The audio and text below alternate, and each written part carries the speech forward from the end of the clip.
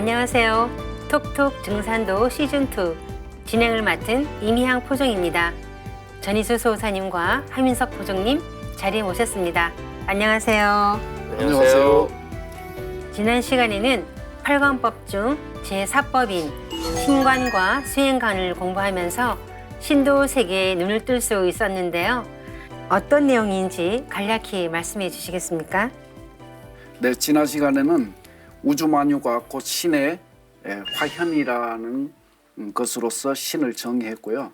그리고 신은 크게 원신과 주신으로 구분된다는 것, 그리고 이 천지에 내재한 보편적인 신성으로 존재하는 원신, 그리고 이 원신과 대비해서 인간으로 살다가 천상 영계의 신명으로 존재하시는 주신의 세계가 있다, 이렇게 살펴봤고, 원신과 주신은 항상 일체 관계로 영적 경계에서 이렇게 존재하신다.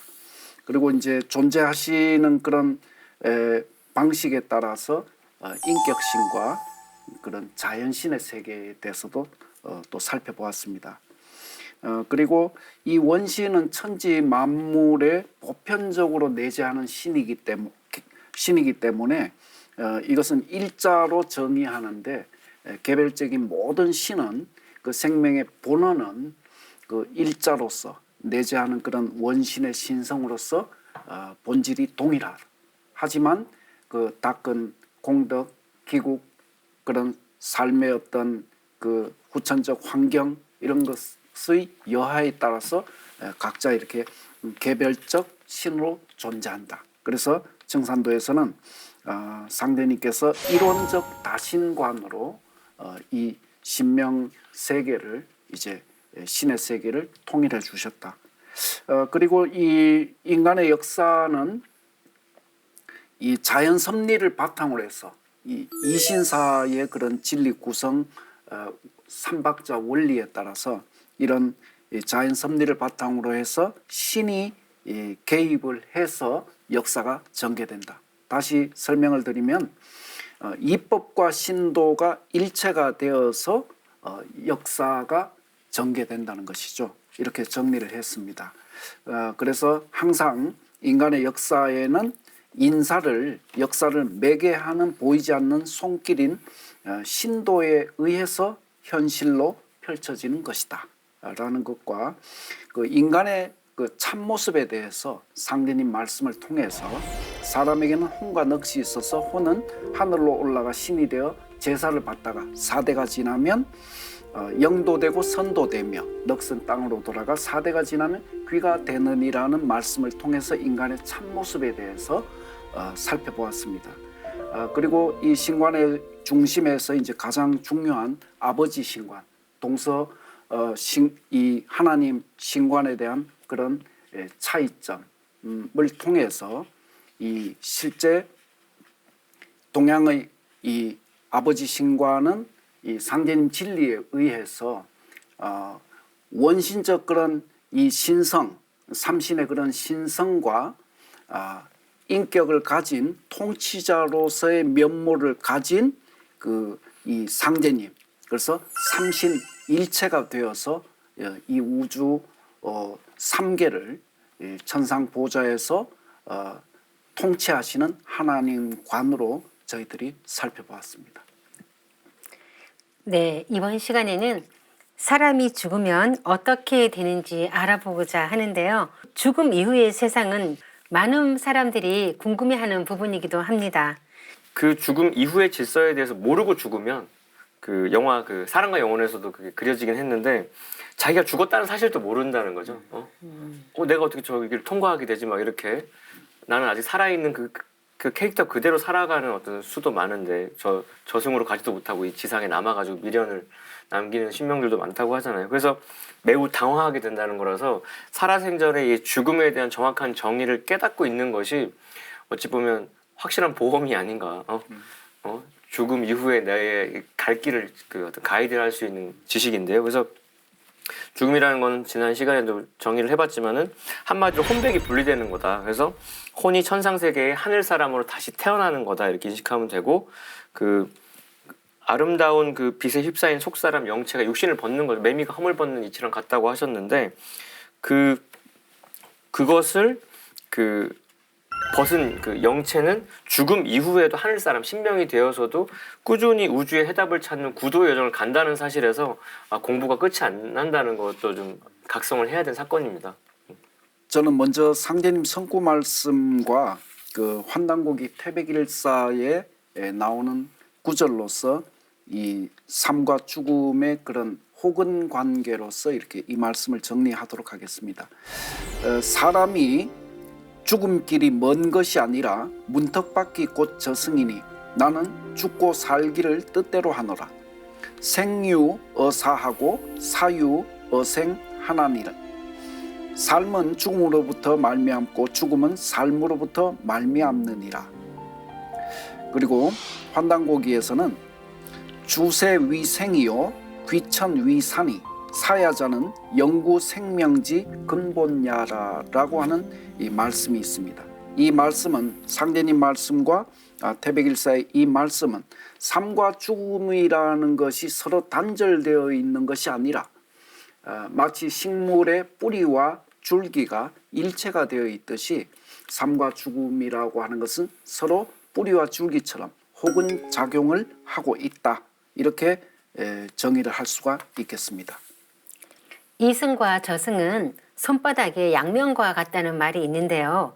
음과 양의 관계로 생각하면 이해가 좀 더 쉬울 것 같습니다. 그러면 사람이 죽어서 영혼이 분리되면 그 다음에는 어떻게 되는 건가요? 그래서 죽음에 대한 가장 간결한 정의가 우리 일상 언어 속에 혼비백산이죠. 그래서 혼은 날아가고 넋은 흩어진다는 건데 그러면 왜 그렇게 돌아가게 되는지를 알아야 되는데 원래 인간이라는 존재가 하늘 아버지와 땅 어머니로부터 이제 성신과 생명을 받아서 생겨난 천지의 꿈과 이상이죠. 천지가 빚어낸 최상의 예술 작품인 겁니다.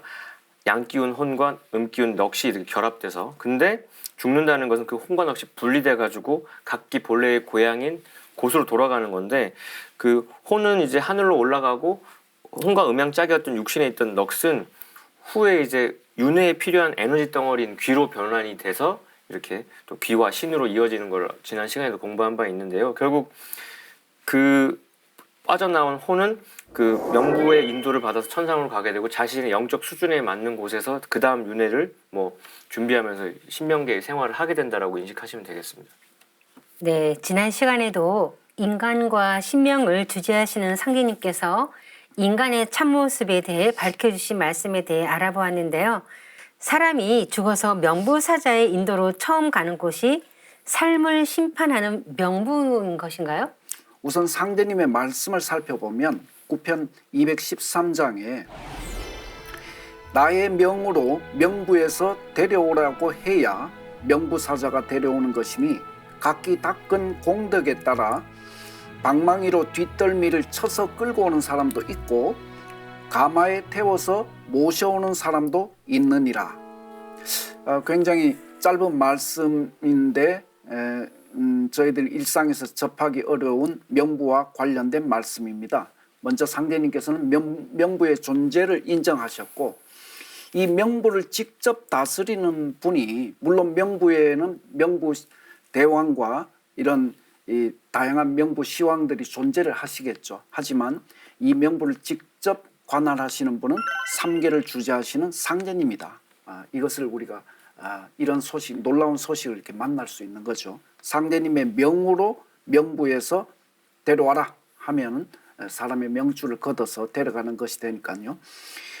그래서 어떻게 되었던 이 죽음의 저 너머에 실제하는 4차원의 영적 세계를 연구하는 현대 심령학자들이 이 영계 통신을 통해서 이제 이 받은 이런 내용에서도 보면 명부는 천상과 지상의 중간 지대로 그분들이 이렇게 존재한다는 것을 밝혔습니다.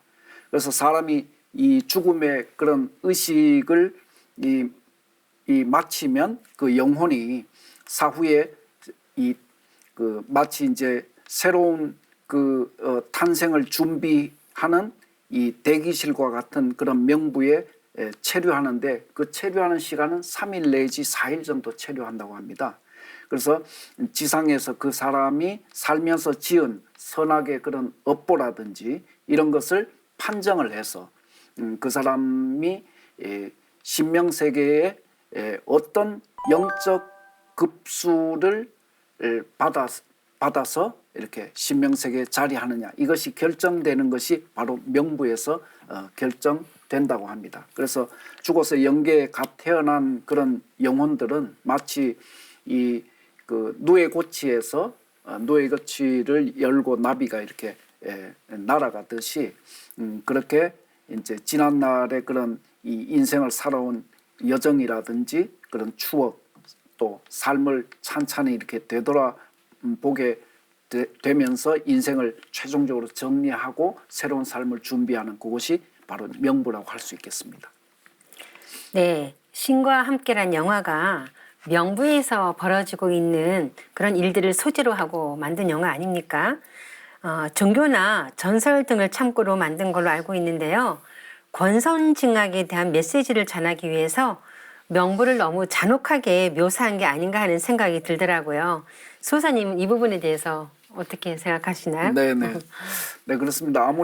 아무래도 영화라고 하는 것은 뭔가 강력한 그런 그 메시지를 줘서 관객들을 이제 사로잡아야 하는 이런 것들이 있으니까 그런 것들을 조금 지나치게 표현하는 면은 있을 수도 있겠습니다.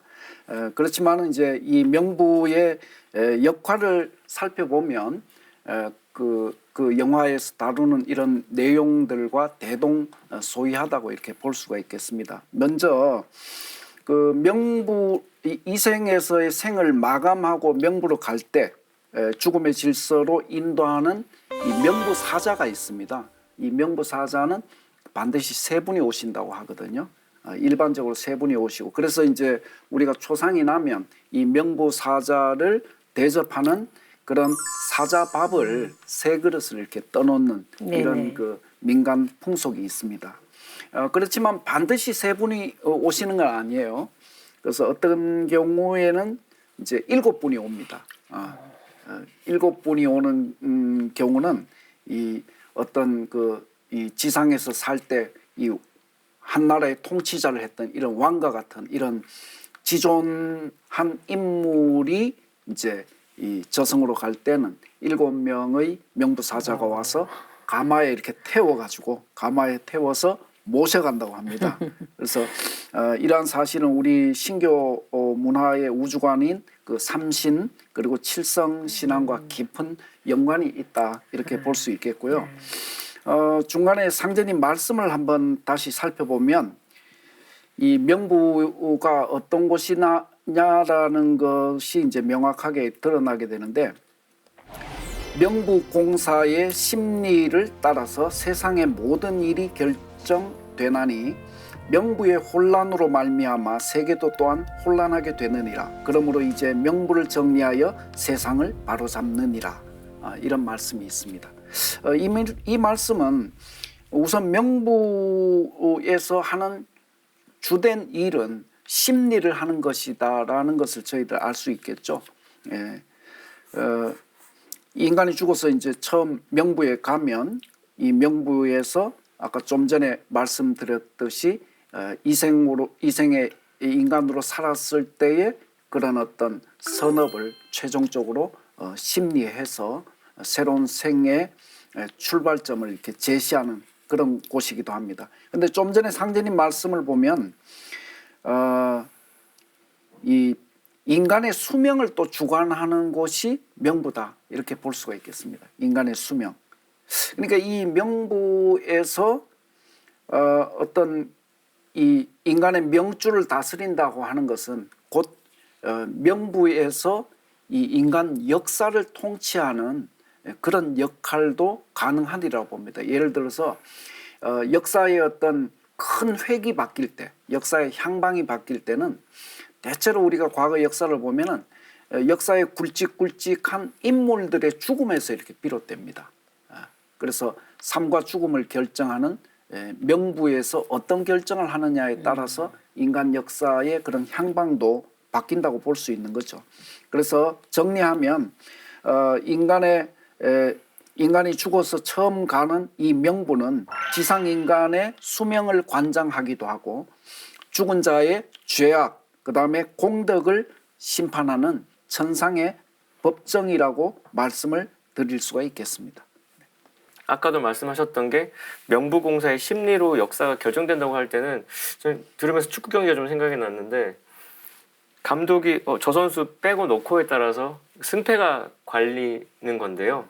결국 명부대왕의 역할이 굉장히 중요하구나. 인간 역사의 그 획을 긋는 걸로. 그래서 인사권이니까 어찌 보면은. 그래서 근데 상제님 진리 안에 또 들어와 봤더니 명부사자가 있고 명부대왕이 있는 것도 놀라운데 상제님께서 친히 천지공사로 그 명부대왕도 교체하셨다는 것까지 우리가 알게 되는데 그래서 성구에 보면 전명순은 조선명부, 김일부는 청국명부, 최수우는 일본명부, 이마두는 서양명부를 각기 주장케 하여 명부의 정리공사장으로 내리라.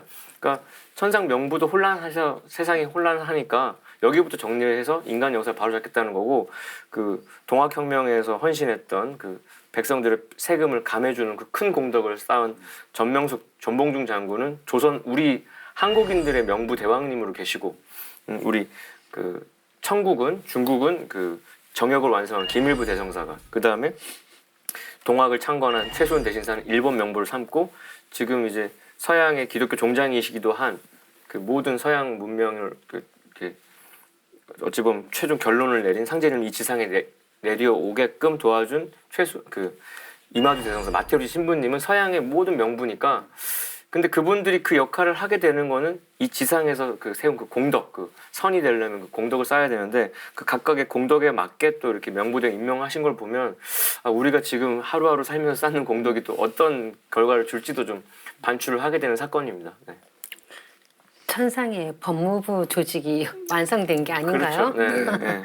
네, 사찰에 가면 명부 시황전이 있죠. 상제님께서는 너희들은 명부 내력을 잘 알아두어라. 속담에 부녀자들이 살고 죽기는 시황전에 달렸다고 하니 명부를 잘 받들도록 하여라 라는 도전 말씀이 있는데요. 상제님께서 명부대왕을 교체하신 것에 대해선 천지공사에서 자세히 알아보도록 하겠습니다. 그러면 이제 주제를 좀 바꿔서 질문을 드려보고자 하는데요. 기성 종교에서 사람이 죽고 나면 선업과 지업에 따라 천당이나 지옥으로 간다고 하잖아요. 실제 천당과 지옥이 있는 것인지 좀 말씀을 해주시겠어요? 네. 결론은 아까 명부에서 이생에서의 삶을 평가해서 다양한 그런 영적 급수가 정해진다고 말씀을 드렸지 않습니까? 네네. 그렇기 때문에 똑같이 이렇게 똑같은 그 영적 급수를 받을 수 없기 때문에 다양한 그런 이 영적 세계가 존재한다고 볼 수 있는데 그래서 신명세계는 이제 천당과 지옥이다 이렇게 이분법적으로 구분되는 것은 아닙니다. 크게 좀 전에 말씀하신 천당과 지옥이라고 하는 것은 이타적이며 이런 의식 경계가 우주적인 그런 경계로 열린 신명들이 모여서 사는 그런 곳은 극락이라고 그럴 수가 있는 거고 영적 어떤 그 급수가 높다는 거죠. 그다음에 이제 인생으로 살 때 지극히 이기적이었고 그다음에 자기중심적이었고 이런 어떤 삶을 살았던 신명들이 모여서 함께 사는 곳은 지옥이라고 말할 수 있는 것이죠. 그래서 천당과 극락과 지옥이라고 하는 것은 분명히 어떤 신명계에서 영적 급수에 따라서 엄격히 구분되는 서로 다른 세계인 것은 분명한 것입니다. 네, 신도 세계를 천당과 지옥으로 구분한 것은 이 세상에서 좀 더 사람들에게 선하게 살도록 하기 위한 하나의 방편으로 가르친 거라고 볼 수 있을 것 같은데요. 그렇다면 실제 천상 신도 세계는 어떻게 구성되어 있나요? 인간으로 살다가 하늘로 올라간 신명들은 각기 인생으로 살 때, 인간으로 살 때 비슷한 생활 환경 그리고 의식 구조 이런 것에 따라서 신명들끼리 주로 모여서 이렇게 영적 수준에 따라서 여러 계층으로 살아가고 있습니다. 그렇게 본다면 이제 사실은 이 사람이 죽어가는 이런 영적 세계는 우리가 살아가고 있는 인간 세계보다는 훨씬 복잡한 그런 구조를 가지고 있을 겁니다. 이 상제님께서는 김송환 성도를 통해서 천상 신명계가 영적 수준에 따라서 구천으로 버려져 있다는 그런 가르침을 주셨습니다. 자, 그 성구 말씀을 제가 짧으니까 한번 봉독해 보겠습니다. 송환이 다시 여쭈기를 하늘 위에 또 하늘이 있습니까 하니 말씀하시기를 있느니라 하시매 또 여쭈기를 그 위에 또 있습니까 하니 말씀하시기를 또 있느니라 하시고 이와 같이 9번을 대답하신 뒤에 그만 알아두라 하시니라. 네. 9번까지 대답을 하시고 그만 알아두라 하셨거든요. 그래서 구천으로 벌어져 있는 이 신명세계는 이 저층, 낮은 층으로 갈수록 의식 수준이 낮고 그리고 이기적이고 자기중심으로 살았던 신명들이 모여서 살아가고 반대로 이제 상층으로 가면 올라갈수록 영적 경계가 우주적 차원으로 이렇게 확대되어서 이 천지와 더불어 함께하는 그런 대성신들이 살고 있습니다. 그래서 우선 1천과 2천은 지옥 또는 연옥의 세계라고 부릅니다. 그리고 3천은 아스트랄계라고 부르고 4천은 순미의 세계입니다.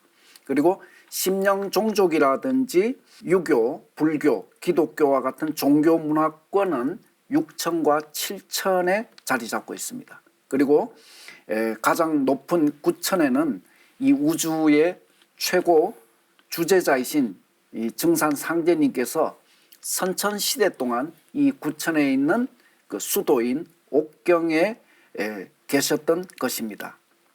그런데 또 상제님께서는 이 천상 신명계의 구조를 이 종적인 9천의 구조만 인정하신 것이 아니라 대우주가 횡적으로도 이제 광대무변하게 열려져 있다고 말씀을 하셨습니다. 그 말씀은 도전 5편 280장에 보면 하늘도 수수천리이고 수많은 나라가 있어 이런 평지에서 사는 것하고 똑같다 이런 말씀입니다. 하늘에도 수많은 나라가 있다. 이 말씀은 이제 이 광활한 우주의 하늘나라 문명권이 헤아릴 수 없이 펼쳐져 있음을 밝혀주신 것입니다. 이 그 별을 관측하는 천문학자들에 의하면 우리 은하계에는 약 1천억 개의 별이 존재하고 그리고 우리 은하계와 같은 은하계가 이 우주에는 다시 1천억 개가 더 있다고 말을 하고 있지 않습니까? 그러니까 물론 그 속에는 이 우주의 그런 물리적인 그런 그 표현이지만 그 속에는 다양한 그런 영적 세계도 이 우주 공간에는 함께 이렇게 존재하는 것이죠. 그래서 도교 경전에 따르면 도교에서는 이 33개의 하늘을 이야기하고 있습니다.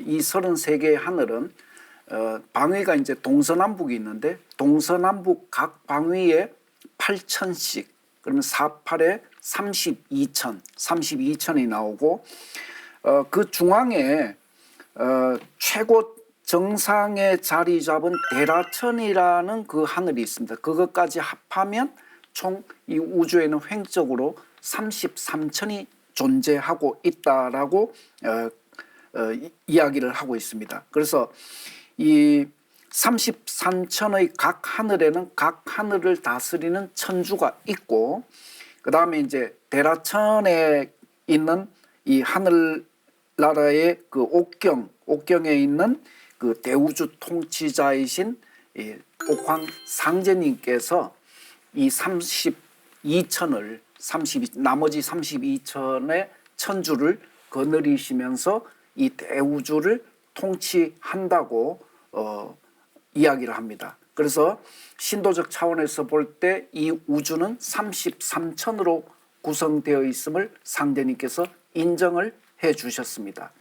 결론적으로 이 우주는 물질계와 신명계가 유기적으로 이렇게 결합이 되어서 긴밀한 그런 관계를 맺으면서 다차원의 그런 복합 문명 세계를 이루고 있다. 이렇게 말씀을 드릴 수 있겠습니다. 네, 천상 신도 세계의 구조에 대해서 이렇게 알려주는 행사도 있지 않습니까? 해마다 해가 바뀌면 보신각에서 종을 33번 치잖아요. 이것도 또한 33천으로 이루어진 우주의 모든 하늘을 울린다는 뜻이라고 합니다.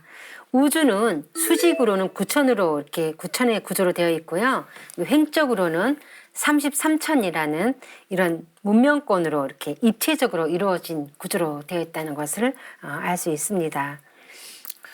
말씀 들어보면은 이제 우주가 이제 하나의 아파트 같이 느껴지는데 101호부터 933호까지 있는 건데 결국 이제까지는 이제 로얄층이 9천이었다라면 근데 이제 후천 가을 개벽과 함께 이 신명세계도 완전히 이제 뒤집어지니까요. 신명계의 대전환으로 인해서 가을 개벽계는 모든 것이 근본으로 돌아가면서 열매를 맺게 되니까 신명계 영적 진화도 열매를 맺게 되면서 이 우주의 궁극의 이제 로얄층이 이제 바뀌는 게 되는데 그래서 우주의 봄, 여름은 선천이고 그때는 건도 시대이기 때문에 양의 분열수의 끝수인 구수에 맞춰서 구천이 최고의 하늘이었다라면 우주의 가을은 곤도 시대로 음이 이제 주장을 하다 보니까 음수 분열의 최대수는 10이라서 이제 드디어 10천이 열린다는 거고요. 그래서 그 모든 문명권에서 그 유적으로 발굴되는 거죠. 원십자 문화가 있는데 그게 결국 우주의 음양이 조화된 완성 세상을 이제 염원하면서 이렇게 우리가 그거를 지니기도 하고 했던 건데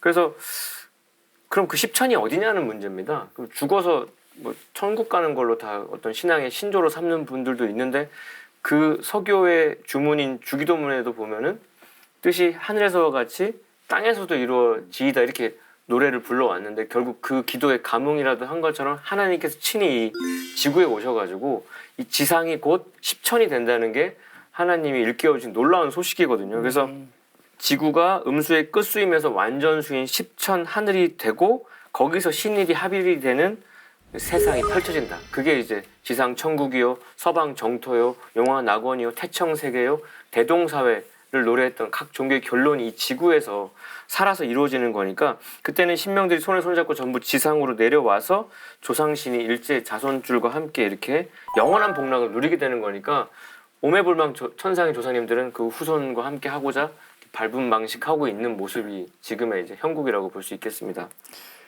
네, 저도 처음에는요, 이 하늘나라가 천당과 지옥으로 이렇게 나눠져 있는 줄만 알았어요. 근데 도문에 들어와 보니까 이 하늘나라는 여러 하늘로 이렇게 나누어져 있고 또 후천에 지구가 가장 높은 10천이 된다는 얘기를 듣고요. 굉장히 놀라웠었거든요.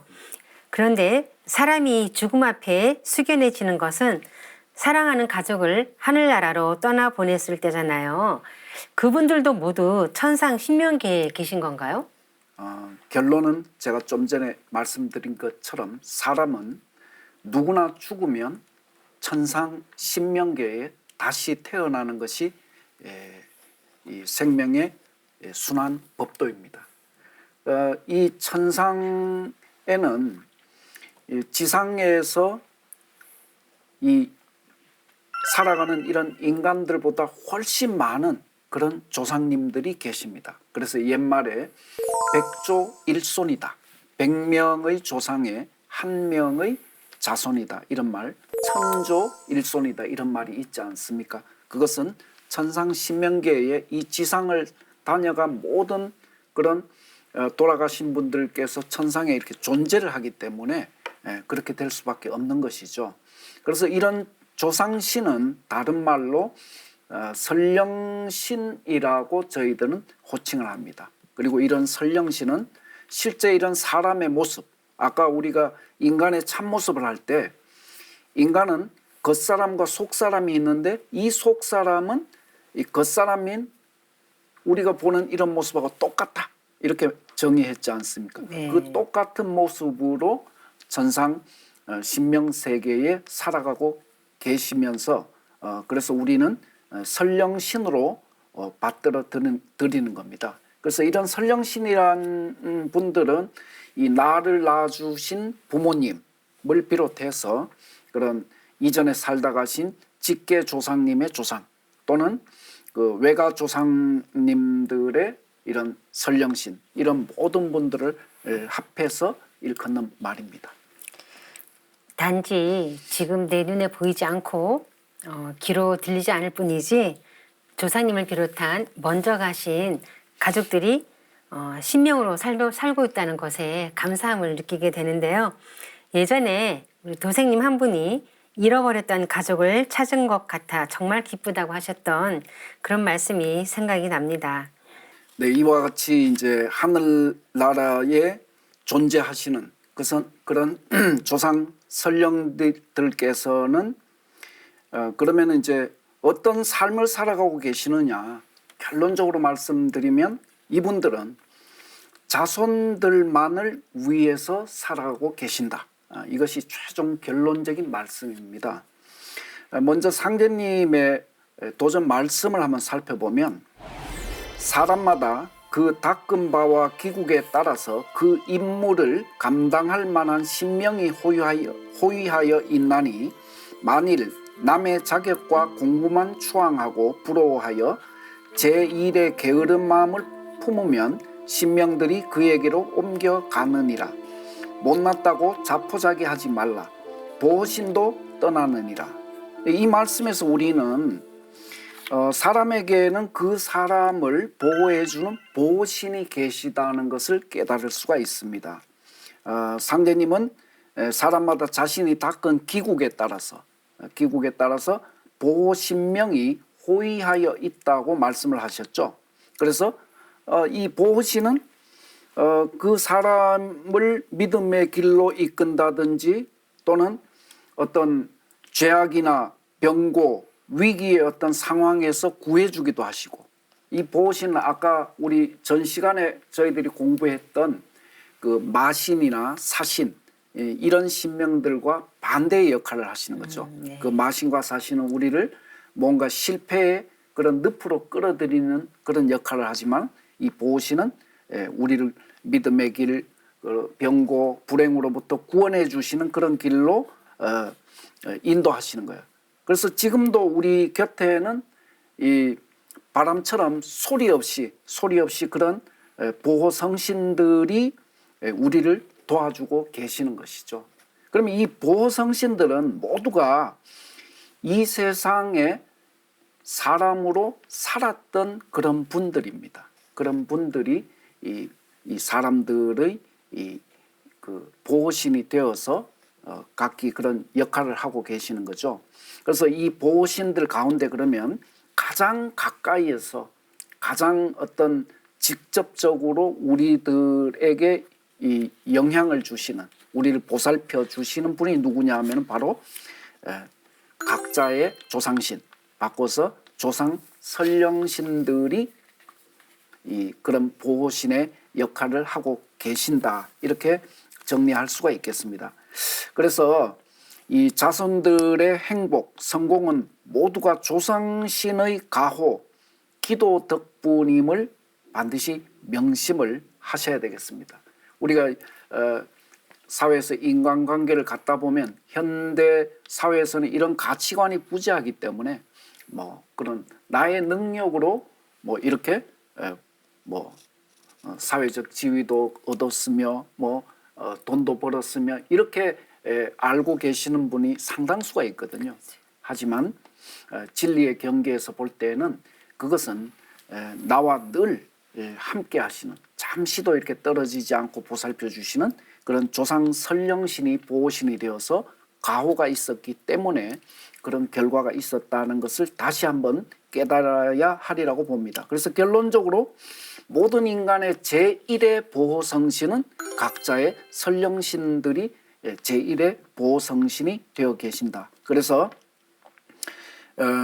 상제님 말씀에 이제 인종시를 추리는 후천 가을 운수를 맞아 설령신을 박대하는 자들은 모두 살아남기 어려우리라는 그런 경계의 말씀을 해 주셨습니다.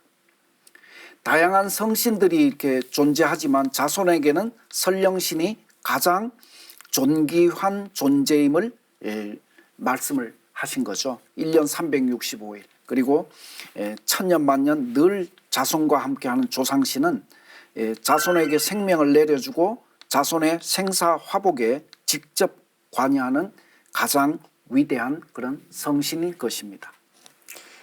자신을 보호해주는 보호신을 수호천사라고 하는데요. 그 중에서 가장 으뜸이 되시는 분이 조상님이라는 말씀이네요.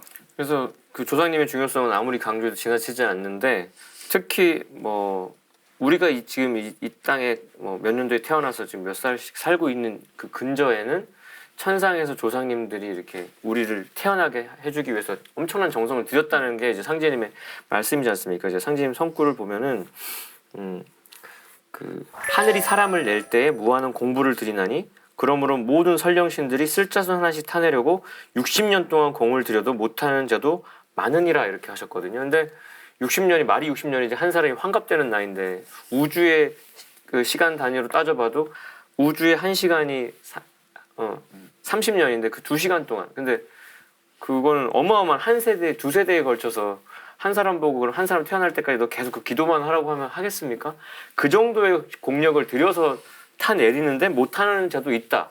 어렵게 받아왔는데 이걸 함부로 쓸 수 있냐?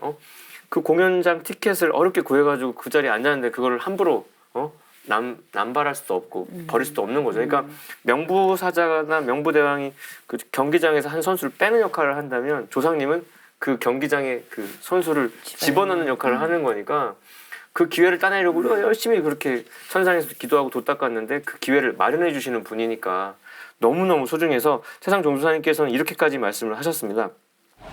가장 존귀한 내 자신을 낳아준 사람이 누구인가? 바로 내 부모, 내 조상이다. 조상으로 하여금 내가 태어났기 때문에 내 개인에게는 조상이 제1의 하나님이다. 상제님보다도 우선되는 제1의 하나님이다. 하여 조아홍 하나님이신 증사선생님께서는 너희는 설령을 찾은 후에 나를 찾아라. 하나님이 허락한 당신은 둘째가 될 수 없는 분인데도 내 앞에 조상님 먼저 받들어야 네가 법도에 맞다로까지 이렇게 일러주셨으니까 새삼 다시 한번 각성을 하지 않을 수 없습니다. 조상님이 제1의 보성신이자 제1의 하느님이다. 조상님이 무한한 사랑과 은혜를 느끼게 하는 말씀인데요. 우리가 기도를 해보면 한 사흘 정도 집중해 보면 굉장히 힘들잖아요. 왜 조상님들은 쓸 자손을 하나 타내려고 그 60년을 기도하시는 걸까요? 네, 그 이유는 이번에는 자손이 살아야 조상도 살 수 있기 때문에 그렇게 정성을 들여서 쓸 자손을 타내려고 하시는 겁니다. 저희들이 이전 시간을 통해서 이 천지 부모가 인간 농사를 짓는 12만 9,600년의 우주 1년 한 주기에 대해서 말씀을 들었고 지금 우리가 살아가고 있는 이 시간대는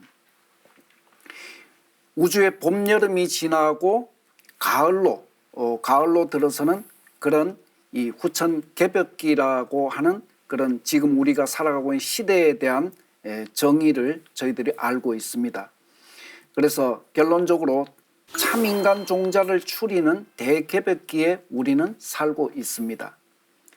그런데 이때 이제 내가 참 종자가 되느냐 아니면 못 되느냐 하는 것은 단순히 내가 살고 죽는 문제에 국한된 것이 아니라는 거죠. 천상에 있는 수십 수백 대의 이 선령신들의 생사 또한 여기서 판가름이 납니다. 어떻게 판가름이 나느냐 하면 자손이 쓸 자손이 이 후천을 넘어가느냐, 이 가을 개벽기, 후천 개벽기에 살아남느냐. 자손이 살면 조상은 그 자손줄을 타고서 후천을 함께 넘어가는 거죠. 이 문제 때문에 결국에는 쓸 자손을 타내기 위해서 60년 동안 천상 조상님들께서 지극한 그런 공덕을 들이시는 겁니다. 자, 태상종도사님의 짧은 말씀을 제가 봉독해 보겠습니다. 조상은 자손의 뿌리요. 자손은 조상 설령의 숨구멍이다. 자손이 하나도 없이 다 죽어버리면 조상 신명들은 숨구멍이 막혀서 죽는다라고 하셨습니다. 굉장히 명쾌하게 조상과 자손의 구원의 관계에 대해서 정리를 해 주신 말씀입니다. 네, 조상은 뿌리이고 자손은 숨구멍이다. 자손과 조상의 관계를 이보다 더 명확하게 밝혀줄 수는 없을 것 같은데요. 상제님께서는 이번 가을 기백기에 자손이 열매 맺는 것도 그 조상님의 음덕으로 된다고 말씀하셨죠. 그래서 그 가을 개벽기에 누가 살고 죽느냐 그 잣대가 뭐냐라고 했을 때 첫 번째 그 자격 요건은 조상님의 음덕입니다. 그래서 상제님께서는 설령의 음덕으로 나를 믿게 된다. 이 자리에 모여서 상제님 신앙을 시천주 신앙을 하는 모든 분들은 그 근저에 조상님의 음덕이 지대하게 있는 건데 음덕이라고 하는 건 남모르게 베푸는 거고 한 사람이 가장 아름답게 자신을 드러내는 사랑의 징표거든요. 그런 적성과 적덕을 했던 집안에서 이런 일꾼들도 나오는 건데 그래서 오죽하면은 옛말에도 적덕지가의 필유 여경, 적악지가의 필유 여왕이라고 해서 덕을 많이 베푼 집안에는 반드시 경사가 있고 악덕을 많이 쌓은 데는 반드시 재앙이 있다라고 사필귀정의 어떤 경책의 말씀이 있는데 이거를 사무치게 생각하다가 어느 날 보니까 공중파 방송 프로그램 중에 그 전지적 참견 시점이라고 있어요. 근데 그 제목 자체가 우리 조상님과 후손의 관계인 것 같아. 그게 연예인들을 뒤에서 보필하는 그 매니저들에 대한 이야기인데 조상님들이 후손을 바라보는 시점이 참견하는 거거든요. 이렇게 너가 이쪽으로 가면 안 된다. 넌 이쪽으로 들어와야 된다라고 수시로 이렇게 가이드하면서 보이지 않는 곳에서 결국 그 연예인을 돋보게 하는 매니저처럼 헌신을 하는 게 지금 이 순간 여기 모인 우리들 주변에서도 계신 조상님이라는 생각을 또 새삼 해보게 됩니다. 그래서 상제님께서는 설령진이 짱짱해야 나를 따르게 된다라고 그 언어의 기운이 너무 느껴지지 않습니까? 그런 음덕 속에서 우리가 숨쉬고 있다고 생각하면 참 감사한 일입니다. 우리가 우스갯소리로요. 잘 되면 내 탓이고 안 되면 조상 탓이라고 하는 말씀하시는 분들이 계시잖아요. 사실 오늘 이렇게 신도세계를 공부하면서 내가 잘 되는 것은 다 조상님 탓이고 조상님 덕분이 아닌가 하는 그렇죠. 그런 생각이 듭니다.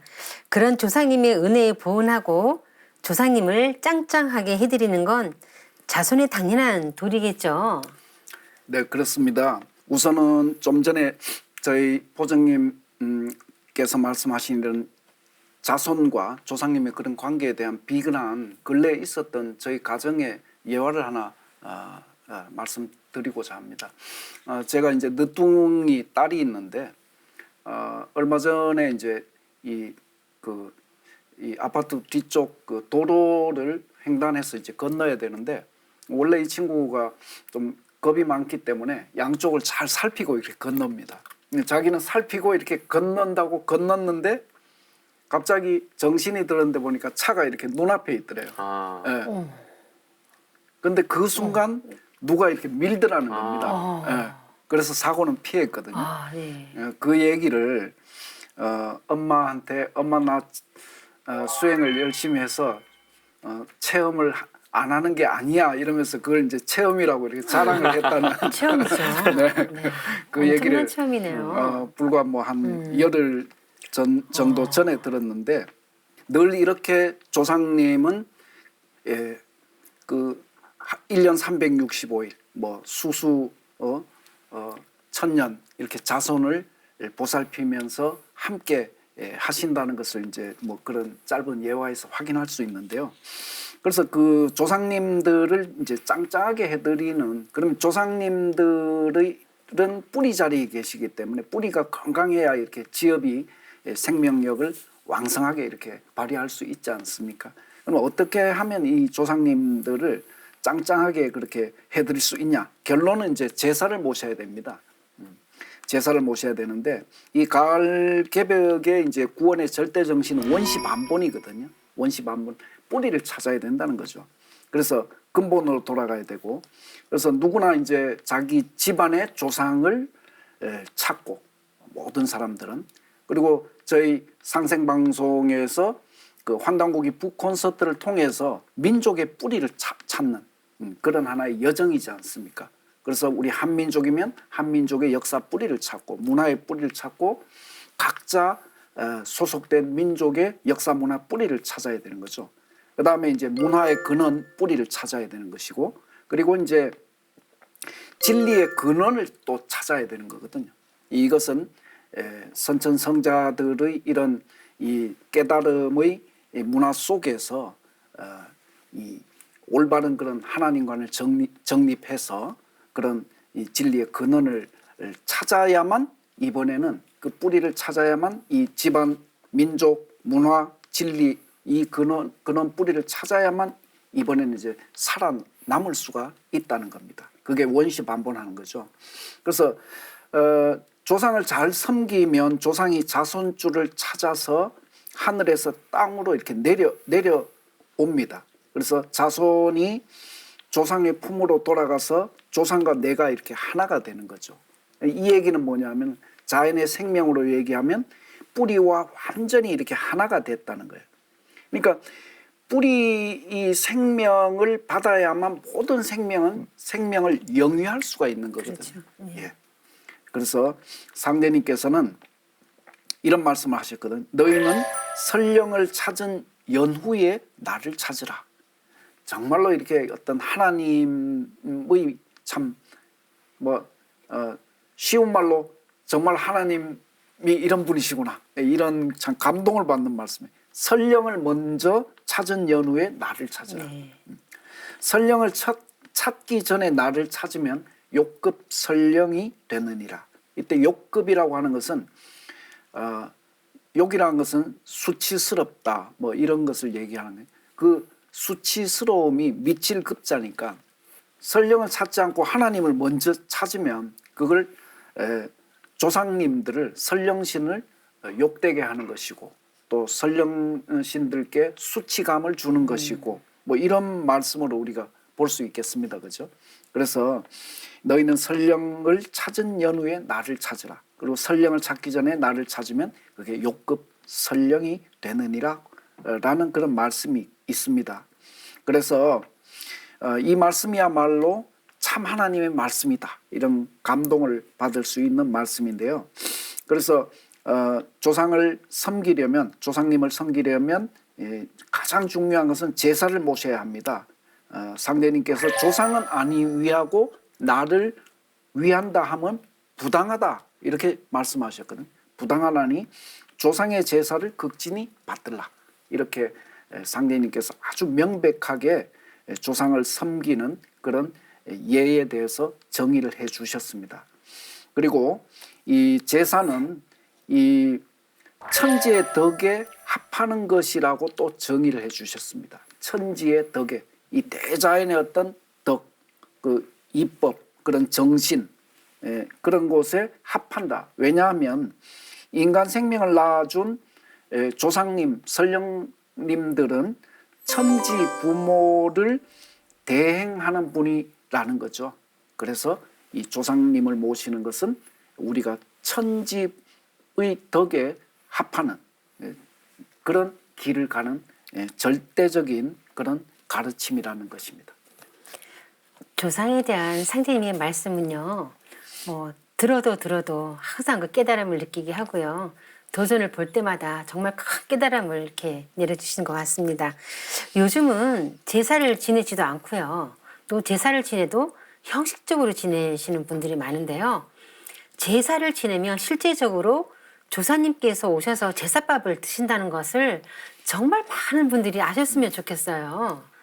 그래서 그거는 저희가 이제 그 조상을 섬기는 또 다른 방법인 천도식을 해보면 또 절감을 하게 되는데, 이게 증산도 신앙문화의 꽃이라고 할 수 있는데요. 네. 그래서 천도식이라고 하는 것은 뭐 조상님의 원한을 풀어드리고 죄업을 이제 대속하면서 조상님을 상제님 대두세계로 인도하는 천상 조상님들의 입도식이라고도 말할 수 있는 아주 거룩한 의식입니다. 그래서 설령신들에게 상제님 신앙을 할 수 있는 길을 틔워드리는 거기 때문에 우리가 이제 그 천도식을 앞두고 정성도 많이 드리고 음식도 뭐 장만해서 올리게 되는데, 그렇게 천도식을 봉행하고 지극하게 기도와 수행을 하게 되면은 조상님을 이제 만나게 되는 사건들이 겪게 되죠. 다 있으실 텐데, 그게 그 천도식 당일이든 아니면 며칠 뒤든 어떻게든 이렇게 되는 거고, 또 어떤 집안에 극복하기 어려운 일이 있거나 또 이렇게 우환이 이렇게 있어서 뭔가 끌어야 될 게 있을 때 천도식을 하게 되면 반드시 이제 해결이 되는데 또 그런 일이 터지게 된 이면의 사건들을 보면은 형제나 가족의 조상들의 어떤 그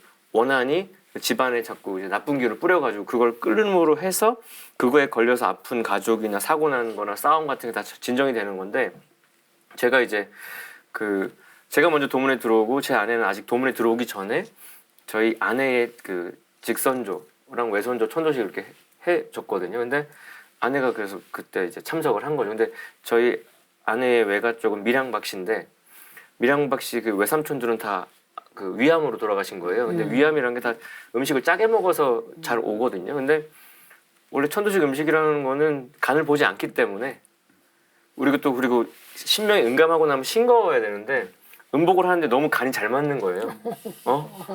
그러니까 이게 어떻게 됐나 했더니 그 음식 해주시는 분이 뒤에 자꾸 소금을 더 넣어 이렇게 소리를 들은 거죠. 그리고 우리 아내가 증산조를 아직 하지 않은 아내가 음식을 먹더니 이게 우리 엄마 손맛하고 똑같다는 거죠. 그 외가에서 먹던 음식 맛하고 똑같게끔 신명들이 당신들이 먹을 거니까 그렇게 음식 맛까지 조절을 한다는 거랑 그다음에 보통 이제 진외가 외외가는 이제 잘 안 하는데 저희도 이제 진외가 외외가까지 천도식을 하다 보니까 그 조상님들은 음식을 받은 적이 없으니까 제 아내가 이렇게 또 사배 신고를 올리는데 양옆에서 휙휙 하면서 이렇게 음식을 그렇게 허겁지겁 먹는 모습을 본 거예요. 그러니까 이 천도식을 하면 반드시 조상님들이 오셔서 그 순간에 너무너무 그 회원을 하고 그 천도식을 올려준 자손과 후손들을 위해서 모든 걸 베풀어 준다는 것을 제가 다시 한번 새삼스럽게 느낀 바가 있습니다.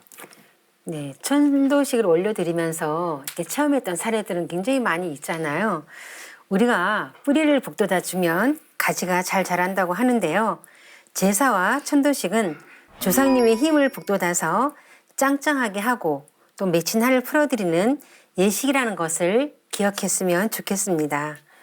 네, 이 상제님 태모님께서는 이 우리가 살아가고 있는 이 가을 개벽기에 이 구원의 첫 손길로 작용하는 조상을 부정하거나 그리고 조상 제사를 거부하는 자 그리고 민족의 뿌리를 부정하는 자는 가을철에 열매 맺을 수 없는 죽음의 종자다.